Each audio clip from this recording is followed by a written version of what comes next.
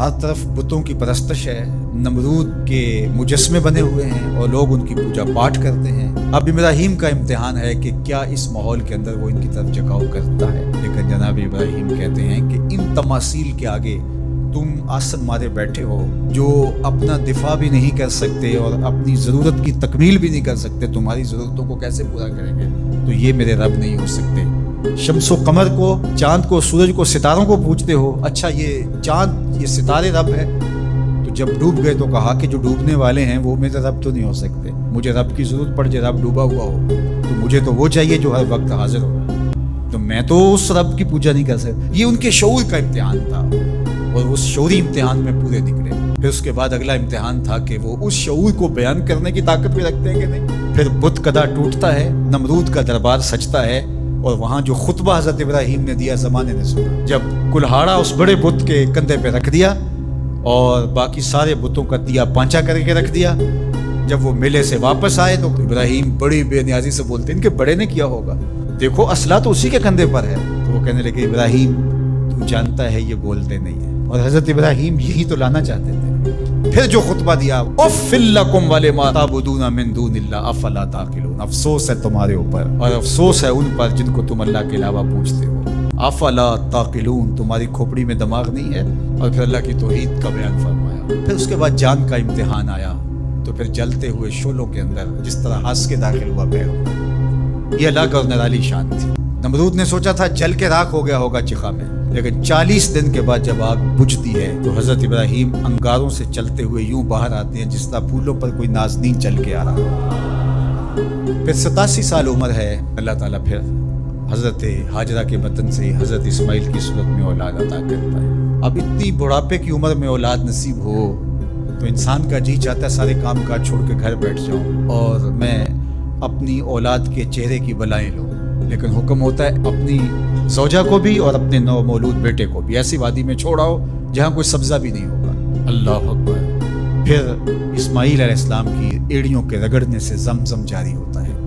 اب ذرا دیکھیے ایک ایسا امتحان آتا ہے، اگر کو ہمالیہ پہ بھی ڈال دیا جاتا اس کا پتا بھی پانی ہو جاتا۔ فلما بلغ معہ السعی، جب وہ ان کے ساتھ چلنے پھرنے کے قابل ہوا، ابراہیم علیہ السلام خواب دیکھتے ہیں، اور خواب کیا دیکھتے ہیں کہ میں بیٹے کو ذبح کر رہا ہوں۔ فلما اسلما، جب دونوں راضی ہو گئے، باپ ذبح کرنے پہ اور بیٹا ذبح ہونے پہ۔ اب باپ کی آنکھوں پہ پٹی بندھی ہے، ہاتھ میں چھری ہے، 100 سال کا بوڑھا باپ، جبل سبیر کا دامن منا کی وادی، کارکنان قضاء و قدر دم بخود ہیں، شمس و قمر، یہ منظر آج سے قبل انہوں نے نہیں دیکھا تھا، اور سورج بادلوں کی اوٹ میں منہ چھپانے کی کوشش کر رہا ہے کہ یہ منظر مجھ سے نہیں دیکھا جائے گا، حوروں کی چیخیں نکل رہی ہے، کائنات تھرا رہی ہے، مالک قیامت آنے والی۔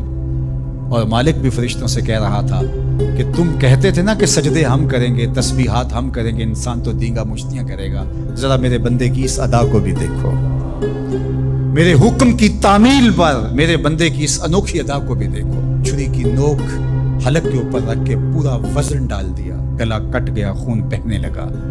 ابراہیم علیہ السلام ایک عجیب کیفیت میں، کیا کیفیت ہو سکتی ہے، میرے پاس تو لفظ نہیں ہے۔ اللہ اکبر۔ جلدی سے جو ہے وہ آنکھوں سے پٹی کھولتے ہیں تو دیکھتے ہیں کہ منظر بدلا ہوا ہے، بیٹا سمجھ کے جس کو ذبح کیا وہ تو دمبا تھا، اور اسماعیل علیہ السلام پاس کھڑے مسکرا رہے ہیں، اور پاس حضرت جبریل امین بھی کھڑے ہیں۔ یہ اس بات کا عملی ثبوت ہے یہ وہ دمبا لے کے آئے۔ تو بے ساختہ جناب ابراہیم علیہ السلام کی زبان پر جو لفظ آیا وہ یہ تھا، اللہ اکبر، اللہ اکبر۔ تو حضرت اسماعیل بولے لا الہ الا اللہ واللہ اکبر، پاس کھڑے جبریل بولے اللہ اکبر وللہ الحمد۔ اللہ نے کہا اے ابراہیم تمہاری قربانی کی سنت کو بھی قیامت تک جاری رکھیں گے، تمہاری زبانوں سے نکلے ہوئے جملے بھی مرنے نہیں دیں۔ وَنَادَيْنَاهُ أَن يَا إِبْرَاهِيمُ قَدْ صَدَّقْتَ الرُّؤْيَا إِنَّا كَذَلِكَ نَجْزِي الْمُحْسِنِينَ۔ اس حال میں ہم نے ندا دی ابراہیم تو نے واقعی خواب پورا کر دکھایا۔ إِنَّ هَذَا لَهُوَ الْبَلَاءُ الْمُبِينُ۔ اللہ فرماتا ہے یہ بہت بڑا امتحان تھا، یہ چھوٹا امتحان نہیں تھا۔ اور پھر میرا رب ہو کے کیا کہتا ہے، سلام علی ابراہیم، اے ابراہیم تیرے اوپر سلامتیاں نازل ہو۔ اللہ اکبر۔ پرسوں بھی میں کسی منڈی کے قریب سے گزرا، کہتے ہیں اس علاقے کی سب سے بڑی منڈی ہے، تو ہزاروں جانور، ہجوم محبت، اور سڑکوں پر، گلیوں میں، بازاروں میں، کوئی یہاں گائے لے کے جا رہا ہے، کوئی بیل، کوئی اونٹ اٹھا کے لے کے جا رہا ہے، تو بے ساختہ میری زبان سے یہی نکلتا ہے، سلام علی ابراہیم، ابراہیم تیرے اوپر سلامتیاں نازل ہوں۔ اللہ اکبر۔ اور اس قربان گاہ پر، جس قربان گاہ پر حضرت اسماعیل کو لے کر کے چلے تھے، منا کی وادی میں جبل سبیر کے پاس، وہاں 25 لاکھ حجاج جانور ذبح کریں گے، تو منا کی وادی اس گونج سے منور ہوگی، آواز آ رہی ہوگی، سلام علی ابراہیم، ابراہیم تیرے اوپر سلامتی۔ ابراہیم علیہ السلام نے چھوٹا کام نہیں کیا، بہت بڑا کام کیا، لیکن میرے رب نے بھی پھر جو اعزاز دیا، جو تکریم دیا، عرض کی گئی یا رسول اللہ یہ قربانیاں کیا ہیں؟ فرمایا تمہارے باپ ابراہیم کی سنت ہے، قیامت تک وہ نقشہ ہماری آنکھوں کے سامنے رہے گا اور لوگ اپنے قیمتی متاع کو اس طرح قربان کرتے رہیں گے۔ ہمارے ایک بزرگ فرمایا کرتے تھے کہ ہر بندے کا کوئی نہ کوئی اسماعیل ہوتا ہے، جب تک وہ اپنے اسماعیل کی گردن پر چھری نہیں رکھتا رب کا قرب نصیب نہیں ہوتا۔ تو اپنی عزیز ترین متاع اللہ کی راہ میں قربان کرنے کا موقع آ جائے، وہ جان ہو، وہ اولاد ہو، وہ مال ہو، وہ منصب ہو، جب حالات تقاضا کریں اور آپ کو لگے کہ میرے مالک کا مجھ سے یہ تقاضا ہے، تو راہ خدا کے اندر قربان کرنے کا جب یہ جذبہ اس لیول تک پہنچ جائے تو پھر آپ اس نور سے مالا مال ہوتے ہیں، اس فیض سے فیض یاب ہوتے ہیں۔ ہمارے لیے یہ واقعات اس لیے رکھے، ہم تو چھوٹے چھوٹے امتحانوں سے ڈر جاتے ہیں، ہمیں بڑے امتحان بھی دینے پڑے تو ہمارے بڑوں کی سیرت یہ ہے کہ ہم کشادہ دلی کے ساتھ، خوش دلی کے ساتھ ان امتحانوں سے گزریں، پھر ہمارے رب کی رحمتیں اور کرم نوازیاں ہمارے شامل حال ہوں گی۔